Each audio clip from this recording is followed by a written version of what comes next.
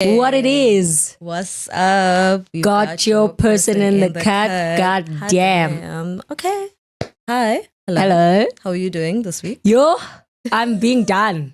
The doing is the doing is dunning me. It's doing you. Yeah. It's only what, Thursday? Well, to be honest, it's 5 days. We are currently 5 days into March. And woo. Yeah. That's all I have to say. But I'm grateful for life, grateful for safety. Yeah. How are you? I can't imagine saying I'm grateful for this tough ass life, man. Yeah. No, guys, that's how it is. That's how it is. This is adulting. Unfortunately, you have to, I don't know, cry through the good times, smile through the not so good time, everything in between. It is what it is. But as long as you're good, as long as you're good, you're gonna end your week on a better note. Yeah. Okay. Definitely looking for a highlight somewhere, even if it's a run or being able to go cycle potentially. Shout out free will. Yeah, I will find that W. Definitely. Today.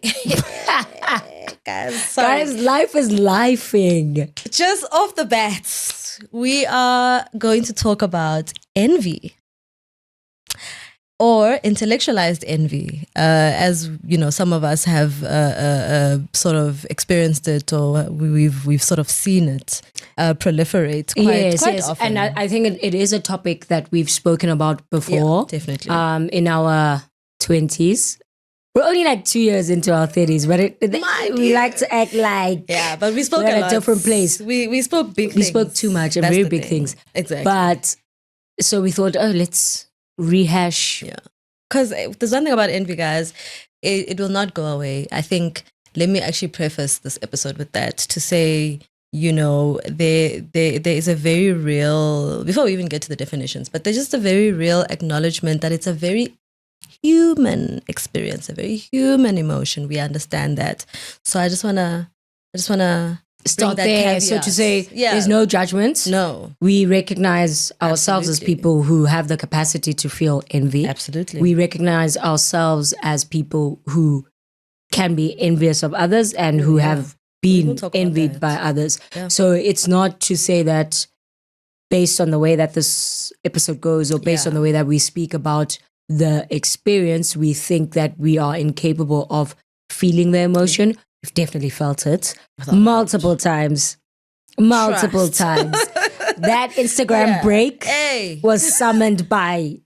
I didn't want to see any of your nonsense. It's not nonsense. But people literally doing well. Get that away from me. Listen, let's get into it though. Envy. So, do you want to read a definition for us? Yes. So I think we can start there. So a quick definition, something very basic. Envy is wanting what someone has, at a very basic level. Base level, right? We're not having added anything.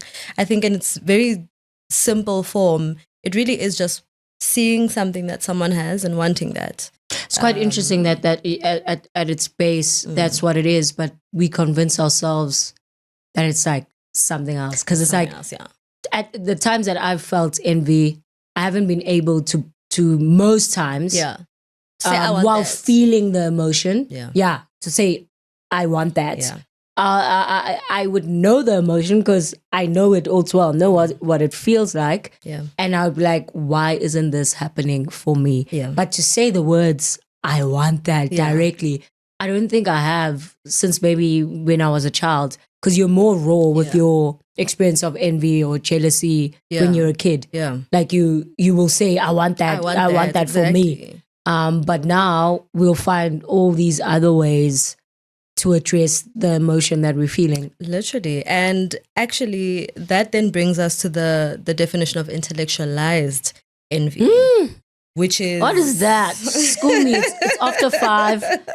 It's a Thursday. My English bundles have run out. They've run out. So basically that's envy, but that went to private school, as we love saying. As people love, which is often a sentiment very rooted in envy, by the way. I love that. Shout out to you. It is often very rooted in envy. Pointing that out, because actually that's a fantastic example.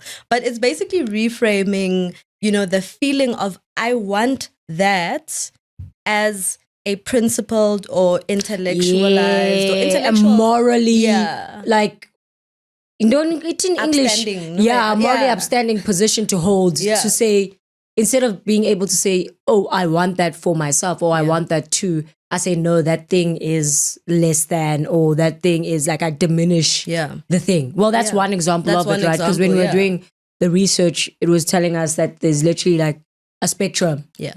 And on the one end, it can show up as self-pity. Yeah. And on the other end, it can show up as the diminishing of the achievement or the thing that I actually do want. Yeah.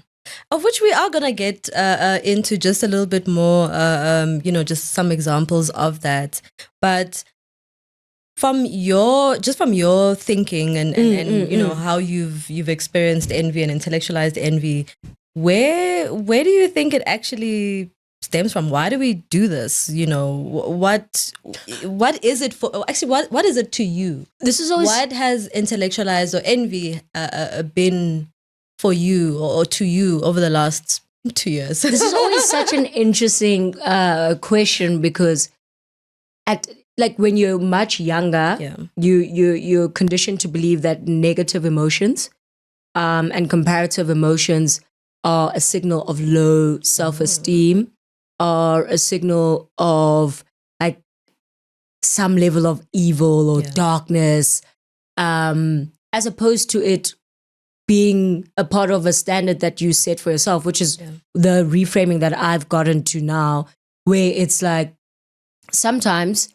you will work towards something or things, and things don't work out the same way for you as they do for other people who are working towards the same things. Yeah. You had an expectation of yourself and of your life. Sometimes it's a rational expectation, sometimes it's an irrational expectation, but it's not a negative thing to have an expectation of a good expectation for or over your life, right? So sometimes people will say like envy, anger, those are negative emotions, those are bad things that you feel, but I think we've been conditioned to believe they're bad because of how people have been processing them. Yeah. So when I think and of... honestly, actually, sorry for no stress. And when you talk about it being bad, personally, I think, and I was having a conversation with a friend, a couple of weeks back about this, but we were talking about how, in our personal experiences, confronting envy actually made it quite obvious or made us less naive about just how dangerous it can be, or just how dangerous a force it can be when it is not addressed. Yes. Or when it is suppressed because, it shows up in its own ways. Negative emotion and all of these things. I think we don't do ourselves, any favors when we name these emotions that, as or when we bad, evil emotions. Yeah. So I think over the last few years, it's been quite interesting to go through the journey of experiencing envy as a person who generally likes to think that they are helpful and supportive of other people achieving things. Sure. And that being like, why would I feel this emotion, but I'll be one of the first people to offer to help someone. Yeah. Or whatever, And I realize it's because the standard that I've set for myself, or the expectations that I have for myself, are not being met. Yeah. And I'm upset by that gap. And the fact that certain people have those things that I thought I would have is not a negative thing to not feel great that I don't have those things or I'm not experiencing certain things. Yeah. It means that there's a gap and I can do something about that gap. Exactly. So for instance, I'll make the example of, I remember sitting the one time and I was thinking about, oh man, my little sister actually has her master's. Yeah. Misha actually has her master's. I was like, why am I sitting and not doing schoolwork? It's obviously gonna create better opportunities for me. I'm capable. I can do this thing. I've had more time on this earth than my little sister has had, and she's done this thing. And it's like, the rational decision to make was then to get up and go do my master's. And that is a foolish person. That is one of the examples of the thing. Whereas another person would have maybe been like, "Oh, your master's is worthless right now. Like you've already got a good job. Tech companies aren't that strict about education in that way. Do you get me? So it's like that was a conversation that I had with myself. But I don't know if at other times I've maybe projected in a negative way about emotions or feelings that I was having about inadequacy in my own life. Sure. So I think for me, I've gotten to a point of processing the times where I feel jealous in terms of identifying what am I feeling? Yeah. Why am I feeling it? What can I do to get rid of this feeling in my own personal capacity? How can I fix my life or fix that lack so that I actually feel okay in relation to this thing that I want for me and the person as well? Because sometimes we attach the thing to the people. Yeah. Because sometimes it's relationships that people have. You know, where you like, why don't I have why doesn't a parent my relationship look like that? Why doesn't my parent show up in this way, but this person's parent shows up in that way? Why doesn't my parent show up for me in this way, but they show up for another person in that way? And I think the consumption of people's lives and the way we have too much access. We've got too much access. We see too much. We know too much. We know too much. Why doesn't my grocery haul look at that one? Exactly. Like she spent, 2,000 and she got all of these things, but whereas I spend 2,000 and I get like, But it's also an engine, right? It's like I find that one thing that like people within the creative space or content creators, they sometimes feed off that envy that people feel, and there's a constant one-up where we're curating our lives in a specific way to have people sort of express that I so wish. Because it works. Definitely. The one thing we keep saying, the one thing about a dynamic, it's a dynamic. Okay. It doesn't exist in isolation. Exactly. A dynamic needs multiple participants. You didn't just fall from a coconut tree. Yes, to be a dynamic. Exactly. And like that consumption dynamic, we need to, whenever we bring it up, we need to address those who create and those who consume. Yeah. Because the problem is on both sides. The problem is definitely on both sides, 100%.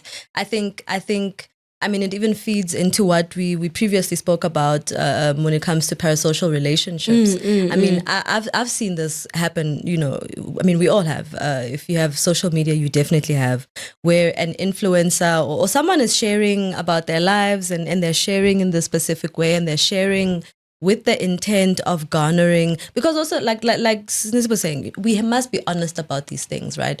We aren't just posting for the sake of posting. Some people, that might be the motivation, especially initially, but as time goes, and as people engage with your content in a certain way, getting traction, it's bringing you certain things. Sometimes it's not even bringing you money, it's actually bringing you attention. Yes, validation, affirmation. And you're sharing them, in a way to garner those kind of, reactions or responses. And because as people, we tend to not be so conscious of the things that we are doing in the moment as we are doing it and registering what we're doing. We also don't sit and tick box to go to, okay, I'm I'm doing this because it makes me feel this and this and this emotion. And I want to get X, Y, and Z emotion out of do that. Me, myself, but out of the people that consume it. And then we turn around in that very same right.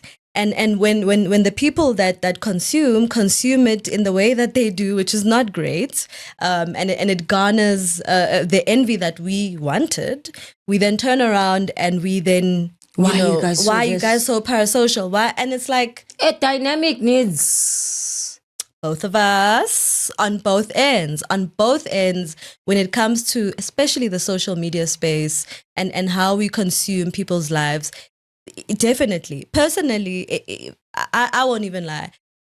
When my life is not 100%, let me rather say the times when my life hasn't been 100%, and I think that was definitely, the last however many years, I was off these spaces where people were sharing their lives, and especially in this very specific aesthetic in terms of like progression, precisely, and that's not documenting this progression, like this material progression. Like it's quite interesting. And I mean, consuming that or seeing that just wasn't comforting at all. Every single time I would watch it, I didn't feel good. Yeah, I don't. So for me, I think my solution, I suppose the thought process was, okay, I am watching this right now. It doesn't feel good. I sometimes, I would sort of unpack, what exactly about it didn't feel good.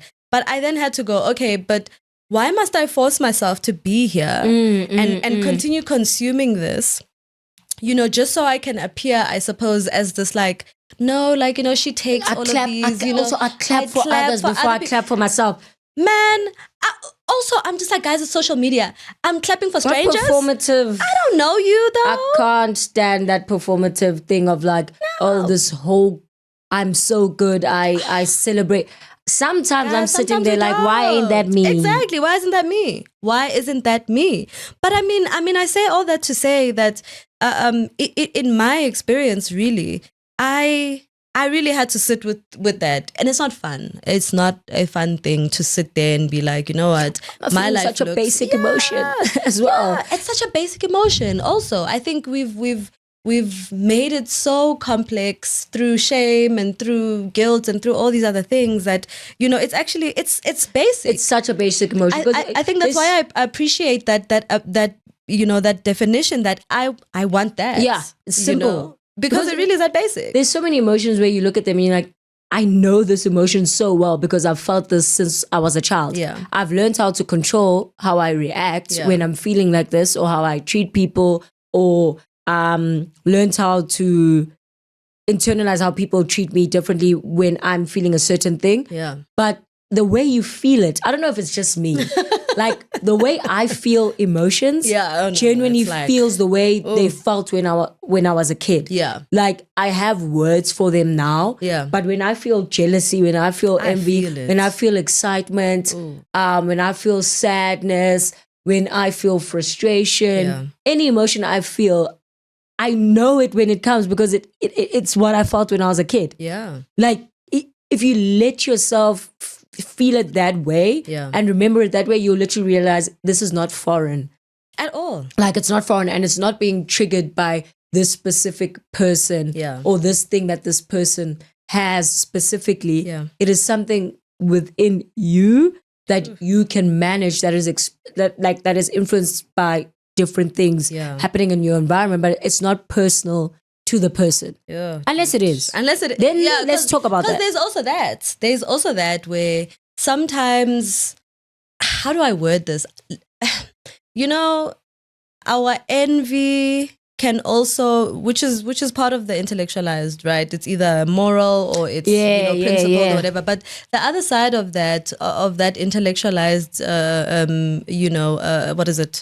Envy is when you're basically, you're watching something. You're watching something by someone who you don't like. Yes, hate watching. Hate consumption. Hate like consumption. You're literally just watching to increase your bag of hates.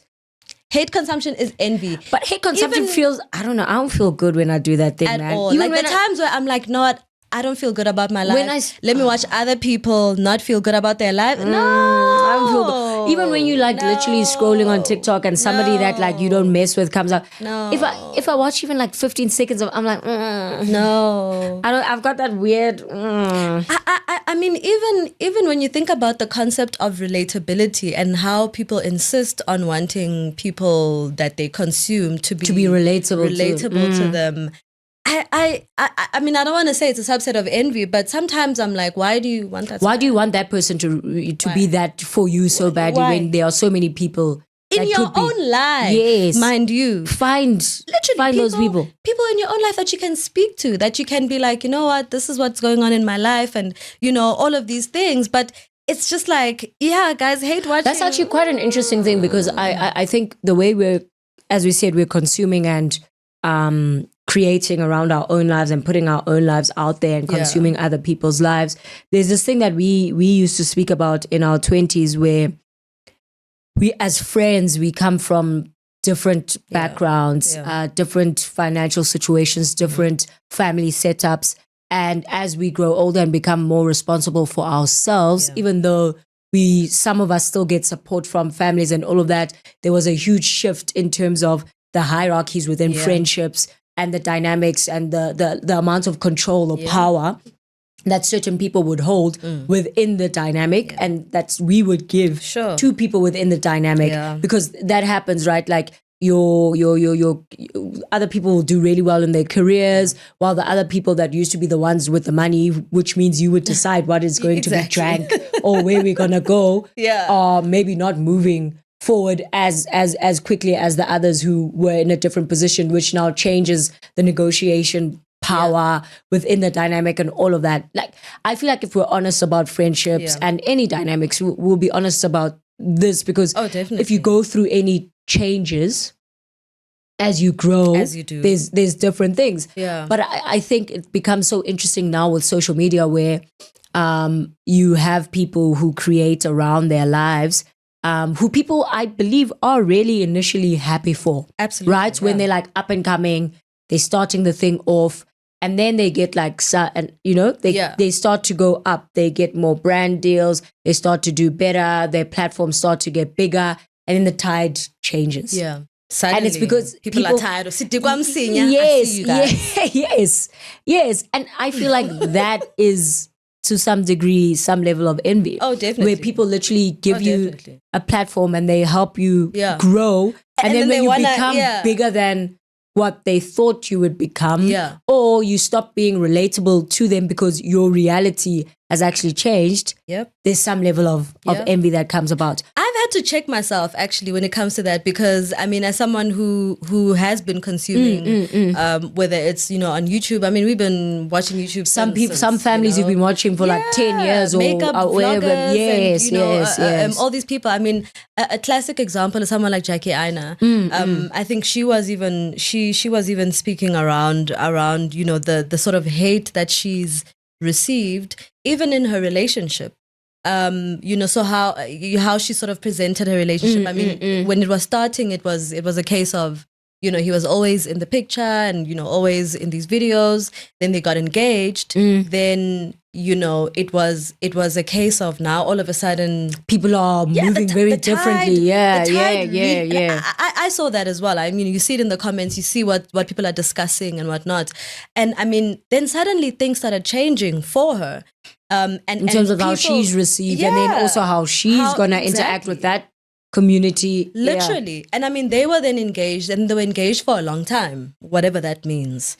And according to people's perceptions. According to people's perceptions. Yeah. And then even there, that was now changing how people were now suddenly seeing her. And then as soon as she now was placing a boundary to say, listen, guys, I am actually never going to share my wedding, my anything, because I actually don't want to. It then got even worse because now if they feel like, oh, you're taking something away from us, we gave you this platform. But at the same time, you're sitting there on that platform and you're going, he's going to cheat on her anytime soon. He didn't buy that ring because she was even speaking about that so many people were actually like, well, he didn't buy the ring. And then, when maybe the next thing comes in, well, he's going to cheat on you soon. And it's like, what part of that is that diminishing that diminishing envy where you are diminishing, relationships, you are diminishing the dynamics in relationships and achievements. Yeah. And I've noticed that's something people do. You see it. Someone is now a social justice warrior that's also happening when it comes with relationships. It's like this thing that's happening with that lady who recently had the reality TV show. Which one? Oh, actually, I don't know if I want to go. I actually don't know if I want to go down that road. It's okay. Oh, but people will literally create a platform. Yeah. And then when you are not behaving like the way that they believe you should behave, it's like they're playing Sims with your life. And they're also now again, based on what you've shared and all of that, Yeah. So yes, there's power in setting a boundary. Definitely. When you realize that this is not what I want anymore, and this is not how I want to engage anymore. But people will turn against you. You even see it in your own sort of personal life. Definitely. It's so much like, how supportive are your parents of a decision when they were not included in it from the beginning? Exactly. Like that tells you so exactly. much, you know, like how supportive is your boss of an idea when it's a proactive versus when it's something that they've briefed you on. How, you know, like there's so many areas where this literally plays out. And I mean, and I mean as well, even in the social justice realm. Yeah, that's a big one. That's a big one. You know, but oh, beloved. That's a big one where I think, my dears. I remember we had a conversation around this where it was like, sometimes you can stop being friends with people, hanging around people without it being some kind of systemic fault that they have. It doesn't have to like be. Sometimes you can literally, it can be a human fallout. It doesn't always have to be rooted. They were violent in X, Y, and Z ways. Not to negate that, but please. That too can happen. But I think when narcissist, when there's a dynamic where things are changing in certain ways and we are feeling small in certain ways, or we are feeling some kind of lack in certain ways. We've witnessed a lot where people choose to intellectualize the very basic human emotions that they're feeling, and I think craft a narrative that makes people something that they're completely not. And I think we've done that in a I suppose trying to sort of destigmatize it. We've kind of turned it into this social justice thing. I mean, even when I was speaking about the romantic relationship thing, you know, you see some people who punt certain, terms that are very much social justice related, or are like relationship anarchy terms, or whatever it is, decentering men, etc., etc. Oh, the girls are having you're punting that, but little do we know you're actually punting that because you don't have a person.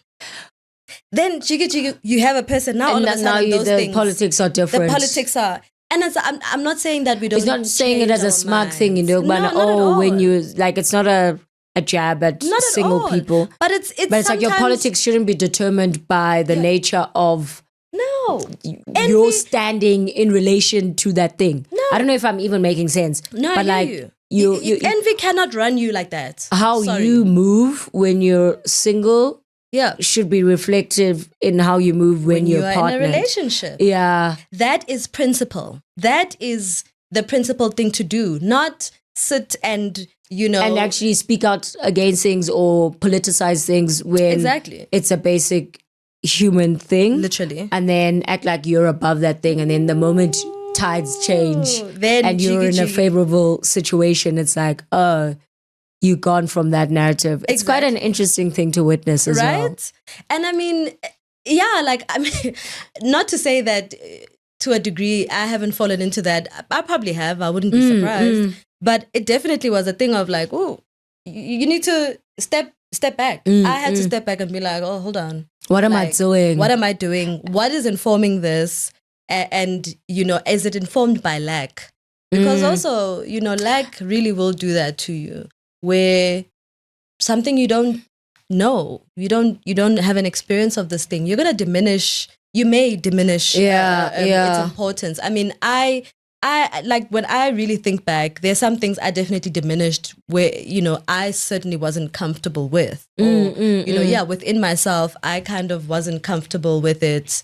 Where maybe, let's say I want something and I'm not comfortable with actually wanting it But instead I'm instead of transmuting it into something else, it's sort of focusing almost hyper focusing on it. I know that all too well. Right? Where you like you are so, because we convince ourselves certain things about ourselves and like the standards that we hold for ourselves, where it's like, even if it's the idea of a romantic relationship or companionship or something as silly as like material possessions, we'll be like, we don't tie that much to us, to ourselves, all of that.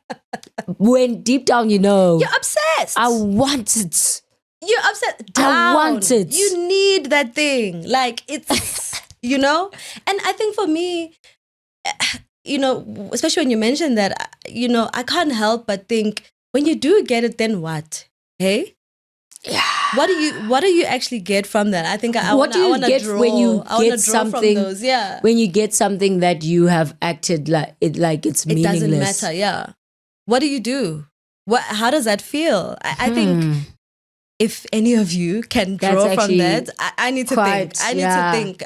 But if any of you can draw I'm such a wanta. I'm such a very verbal wanta. So I'm trying to think if there's been something that I wanted on the side, but wasn't open about wanting it and felt envy. I think for the longest time for me it was definitely relationships. I was like, I wouldn't mind a lasting relationship. Long lasting. Me, it was always like, what? I'm seeing all these relationships. Everybody's in lasting relationships. I'm not. What's happening? What's going on? Tending a last. To be fair, then I had to obviously be very, honest with yourself. Yeah. Okay, why aren't they lasting? Okay, I'm uncharitable, or I'm no nonsense, or what does it mean to be no nonsense? What is that? What does it mean to be no nonsense in a relationship sort of setting? Those kind of things, and how does it affect a relationship and its longevity or even its health? Crazy because I want this thing, but my behavior in this thing and what society is telling me as a woman in this day and age, I'm not capable. It's not. Because that really is the dissonance when it comes to me. I won't even lie. Where it's like, what you're being told are the qualities that can keep a relationship or a man. Are not you. Are not you. I'm not that. Yeah. And so for me, what's then gonna change? 1 + 1 = 2. That means surely. But then it's quite crazy because you can easily say, oh, all these other women that have that thing are diminishing themselves. So I'm the more principled one for sticking to who I am. Yeah. Instead of going for the thing that I want. When the ego is egoing, definitely. When the ego is definitely. It's like, oh, no wonder you girls lost because you guys do this and because that. you guys take anything. Yes. Guys, even that one. So many things are so rooted. It's got that spice, guys. It's envy. It's just maybe in a different font, or it's in italics. I don't know. No, it says, but it's a more refined. It is still envy. very much that. It's quite crazy. I mean, even down to when we were discussing it earlier, down to friendships and how in our, like you were saying, in our friendships, things change. We come from different backgrounds. Some people, like you're saying, they have the backing of their parents. Other people not so much. All of these things. I've found personally, especially in that realm of sort of career and whatnot, where I would say, I think I've experienced envy. Oh, career-wise, I've experienced. Definitely. You know what's it's quite. I have felt it. I don't know if I've been the object of it. I've definitely felt it. I've felt it. I think I have an experience of being the object of it. I had a horrible bullying experience early in my career where I can say 10 out of 10 that person was very, very jealous and it was an older woman. And I actually wanted to write on Substack about this. Please we keep saying that, we mustn't fall into the black women or bullies within the workplace. There's such a minority. You can still be a minority and a terrorist. Hey. You can be a minority and a terrorist. And some of us have experiences and they're very real. Absolutely. And they so happen to have happened because of these people. Yeah. Doesn't mean that they don't happen with other demographics, but there's something particularly jarring about experiencing it from a certain demographic, and it's something that people shouldn't be silenced 100%. about. 100%. But that one was a very interesting thing to experience, like so early in my career. Yeah. And then I think I experienced envy when I saw other people's careers and the ways that they were going. Like, I know so many. It was actually quite interesting. I was thinking about it the other day, where I was like, so in high school, in varsity, I was never one of those people that are like really smart, like academically, or apply themselves academically ever. Like, I just was getting by, coasting, getting by, got into, but I was validated a lot in conversations, like, and people, I was told I'm smart enough times to believe that I am. Yeah. Right. But I always wonder, like, people who were actually absolutely smart in school, in varsity, whose careers don't translate to like the potential, or don't match the potential that people saw in them and that they actually demonstrated. How do they process watching people who they know they are on paper smarter than do so much better than them? Oh, I've experienced people like that who felt that. Because me, sometimes, I'll be honest, and if you guys want to call me evil, it's okay. I'll be looking at some people, dog, and I'll be like, I'm so much smarter than this person, but they kicking me, they killing me 10 no. Yeah. Like, their careers are like, they've got the house, they've got the car, they've got the happy life, they've got the 2 to 4 trips overseas. And I'm here like, damn, like, I want that. What are they doing that I'm not doing? Like, and sometimes I get that really not so nice feeling. Definitely. And you still like the post, you'll still, actually, now I'm not gonna lie, I won't be commenting and shit, because I'm not pretentious like that. Yeah. But you'll still, you don't harbor any negative feelings towards them, but you're like, wow, I thought, sometimes you do. Yeah. Sometimes you do. To my experience, some of you have. But I'm like, whoa, I thought my life would be at this place, and I'm not feeling good right now. And sometimes I'm like, that must be. And then I convince myself, I'm like, no, but like, at no point did you work absolutely so hard that you should be entitled to all these experiences, because I know I didn't, but I know there are people that did. They're not getting those experiences, and I would be so pissed off. Exactly. I'd be so envious. Yeah, no, I definitely have experienced that. I think same thing with me. Starting out career-wise, it wasn't, dandy. It definitely wasn't sweet and great.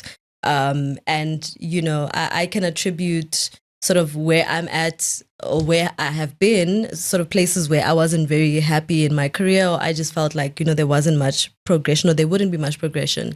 I credit it a lot to, sort of that foundation and how it's kind of made things somewhat difficult, sort of moving around or whatever.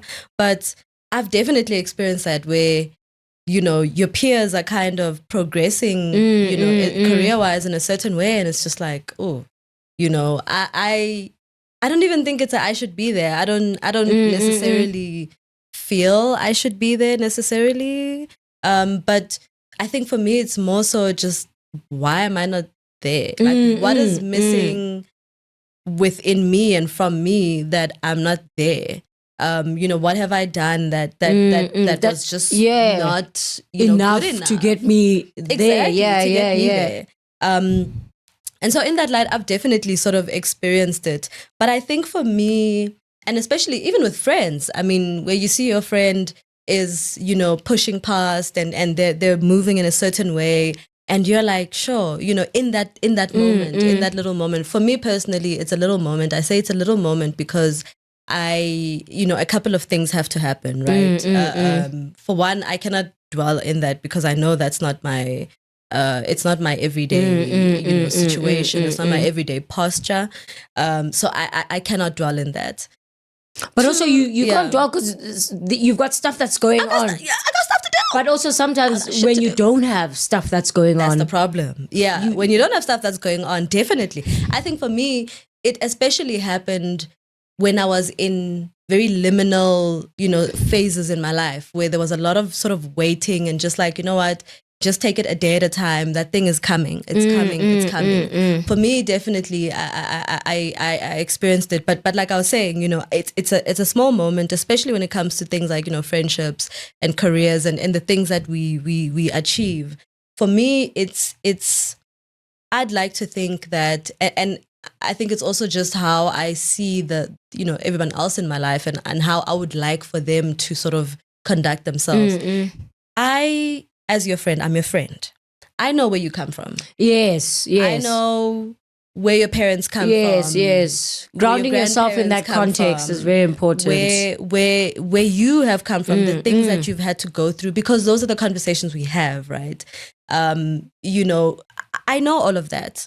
And so for me, when I do feel those things, it kind of grounds me, as you say. I have to set that context, or it has to come to mind to say that, oh, actually, this is this person's context.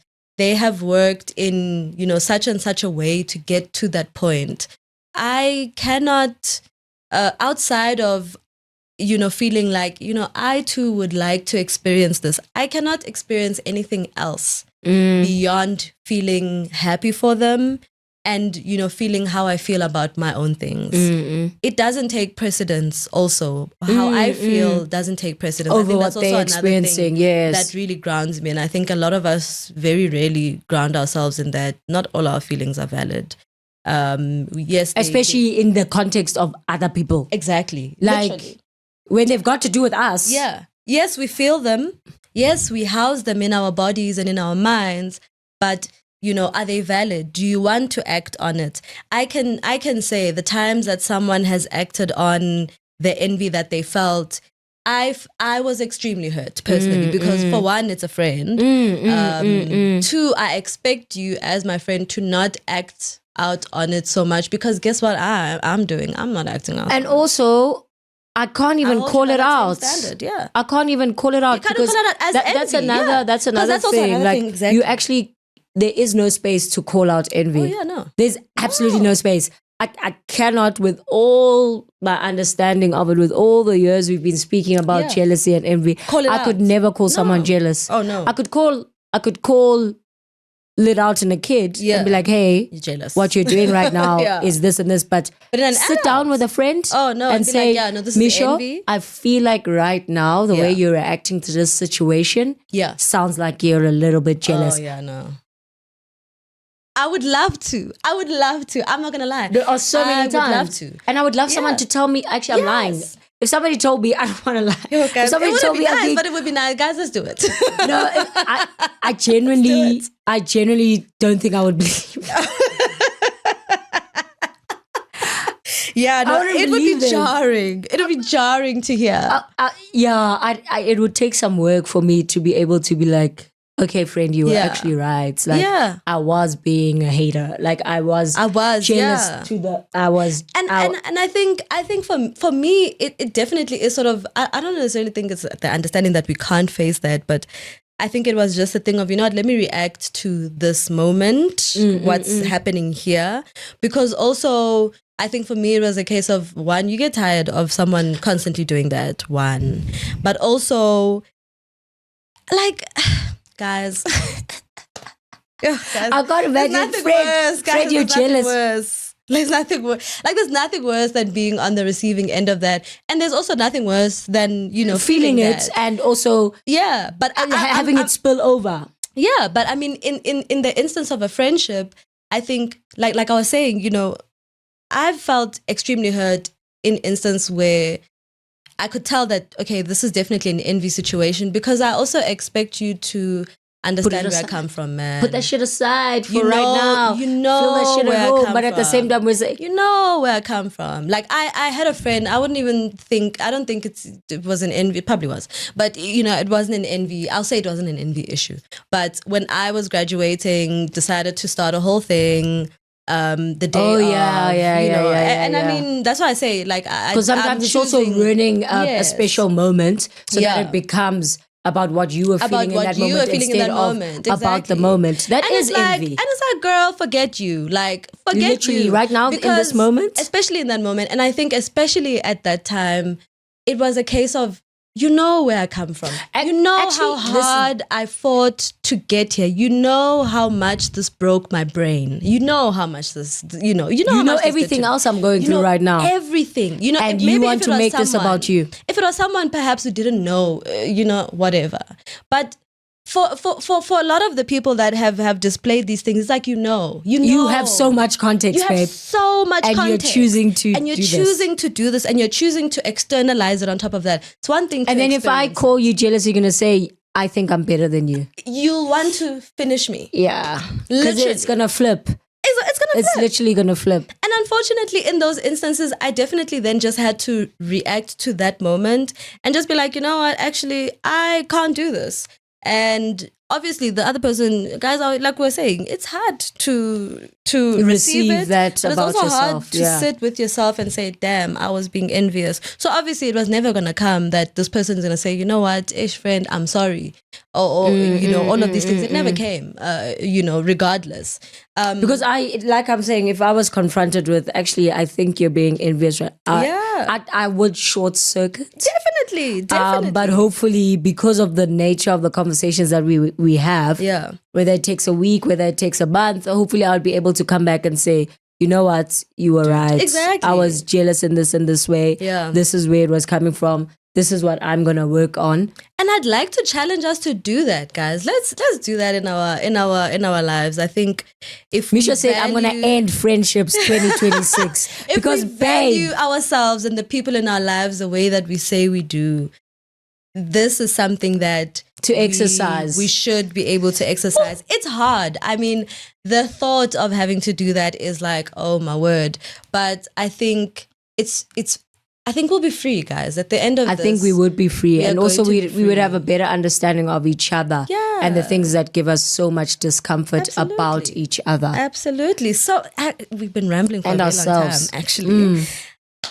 How do you deal with it? Just in short, or how would you like to deal with envy moving forward? So how do you see yourself dealing with it? Like I said, we have very little opportunity to be told that we're jealous. Like rational. Yeah. Like rational, like sit down opportunities. I'm not saying like your grand sister has had too many drinks and she's telling you guys that you're all jealous of her and her family. Like we've experienced that many times. Yeah. Like those dynamics where it's like, okay, this is irrational. It's unfounded.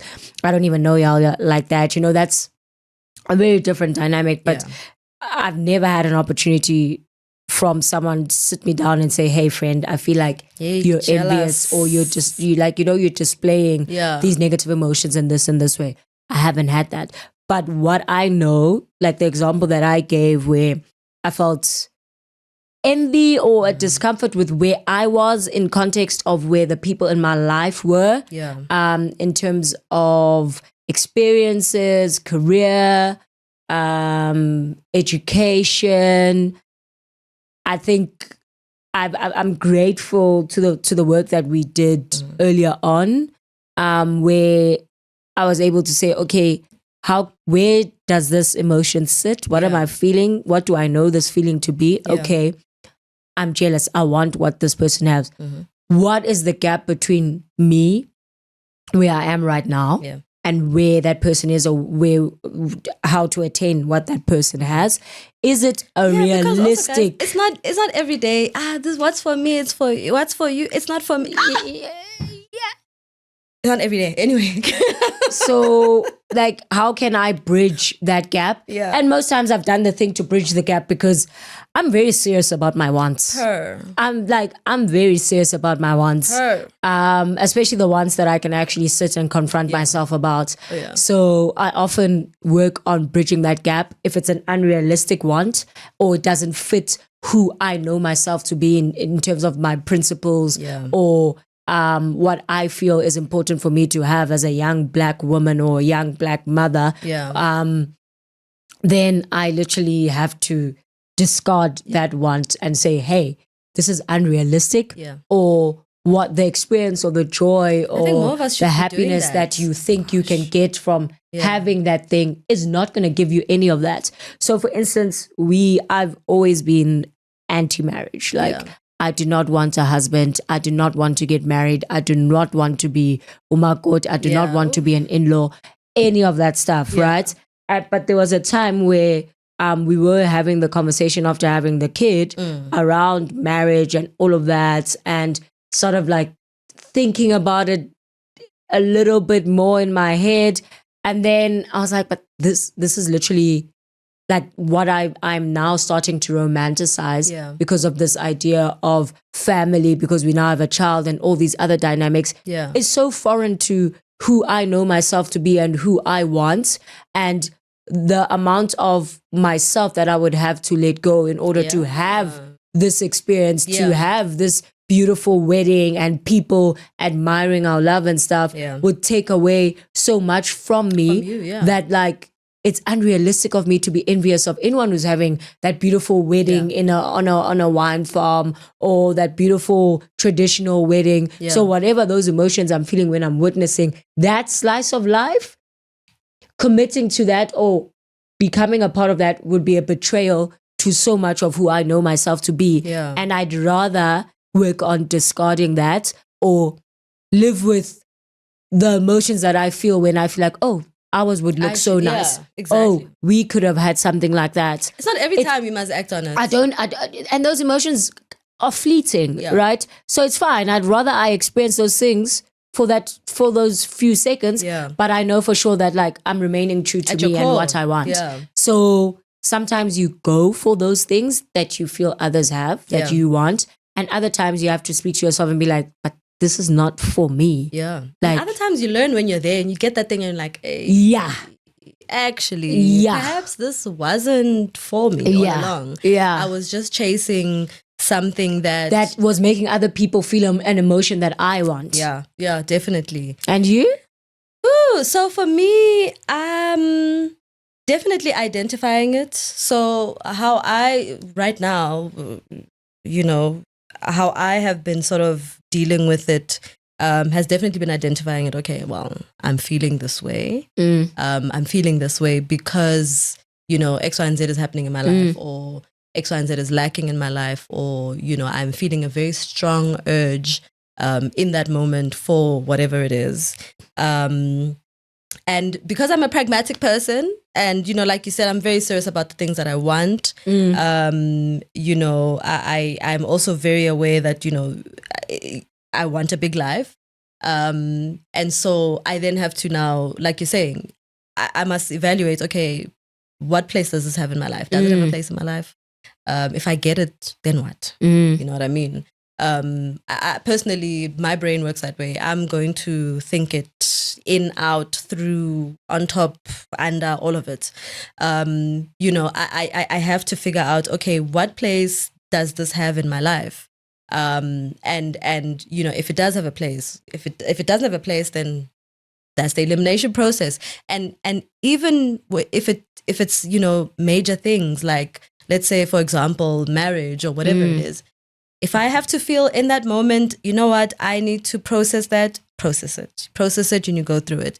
It obviously never ends. Guys, there's some things that we are going to have to accept. We're going to be envious about for the rest of our lives. Exactly. I feel like especially things that we think we were robbed of. Like things that we cannot work to attain. For instance, I often think about... It's actually crazy raising like when you are a person that wasn't raised by your own parents and you are raising your own child.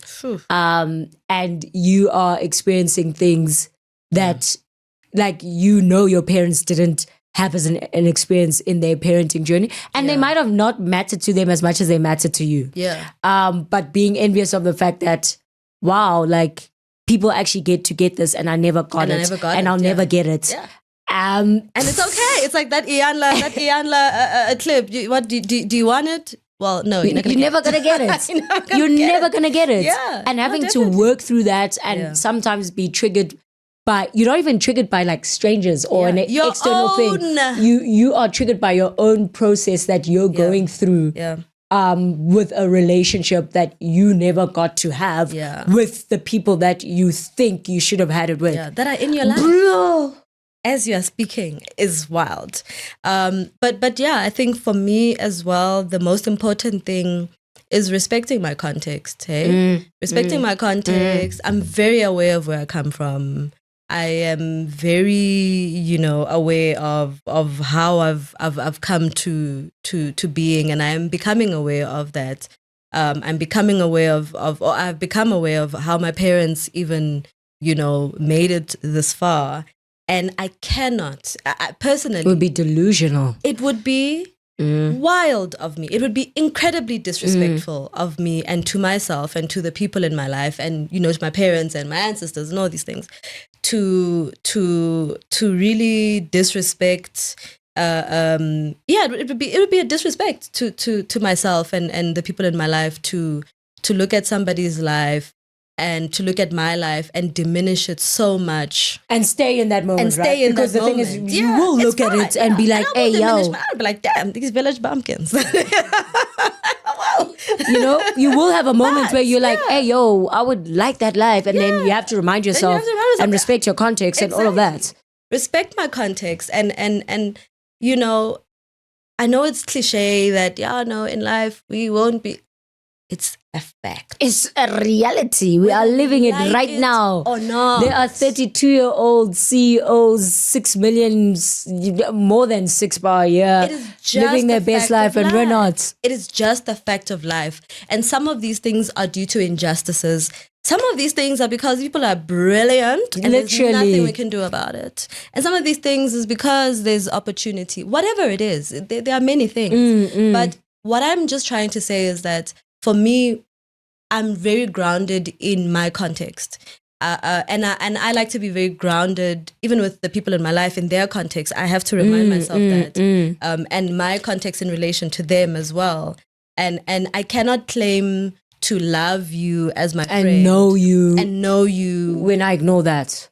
It just doesn't. In the face of my envy. I need us to be so clinical and so logical, around these things sometimes. Sometimes that is what pulls us out of that, consistent sort of spiral, that consistent... and that can consume you and have you mistreating people. And have you mistreating or isolating yourself or mistreating yourself. And we don't need that right now. Right now, we need each other more than ever. We definitely need to be honest with each other more than ever, with love, of course.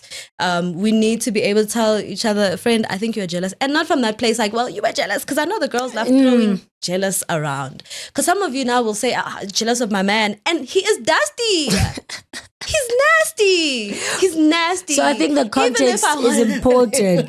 The context is important. It's important, and also the framing is important in terms of I think the situation or my understanding of your reaction to the situation might be you reflecting or I don't know how to say bleeding out in terms of like a certain lack that we know to exist in your life. Yeah. But that's a very difficult conversation. Exactly. I don't know if I'm about to have it. Yeah. We'll know at the end of the season if both of us have had that tough conversation, because I think we can all think of... The crazy thing about envy is that we can all think of people that are envious of us, but we should also be able to think of people that we are envious of. And we should be able to be honest with ourselves about that. So I think to wrap it up, in the face of envy, I know we've spoken about the importance of honoring and respecting our context and the context of the people in our lives. Yeah. What is a sentence that you say to get to yourself to snap out of it? Do you want to start? I think I keep on asking these random questions. Okay, but I'm genuinely always like what you were saying about the context. I'm always like, I'm not even supposed to be where I am. Yeah.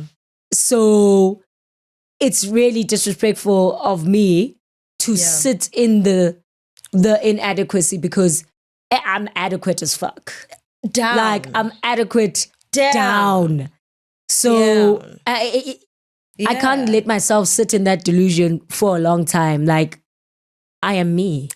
Like, that is who I am. And I am me. Yeah. And you? For me, I don't want to say what I said previously, but remember who you are. Yes, like... Remember who you are. And not in that like, oh no, like I'm better, no. just remember who you are, remember where you come from, remember the people around you, remember the things that you have done, remember your prayers, remember, the ways you've toiled to get to where you are Don't right now. that, yeah. In for something that's, in the future, it's still coming. So yeah, I think for me, also that's the important thing, like thinking that we deserve things and they will come. And they must come now. I think we struggle with that, but it's like it must come immediately. It's like, guys, life is so long. There are things that I wanted when I was in my 20s that you have now. That I have now. That I was like, oh, shucks. And that you maybe weren't even ready for then. Yeah, oh, absolutely. There's so many things I'm like, I'm so glad I have it now instead of then, because I wouldn't be able to handle it. So yeah, guys, that's pretty much me. Please share yours. Please share your thought process around that. Don't be scared. Don't, we're not judging. No shame zone. You know how it is. But yeah, guys, thank you so much for joining us on this episode. Please see you next week. Comment, subscribe, all of the amazing It's actually things. Quite crazy that we're able to say things like see you next week, because you actually will see us next week. Like it's a no broken promise zone. Literally. How lovely is that? Oh my word, guys. But yes, guys, see you next week. Was lovely once again. I feel like we didn't introduce ourselves. Did we introduce ourselves? No, we didn't. But this is the Sisterhood of the Traveling Goa.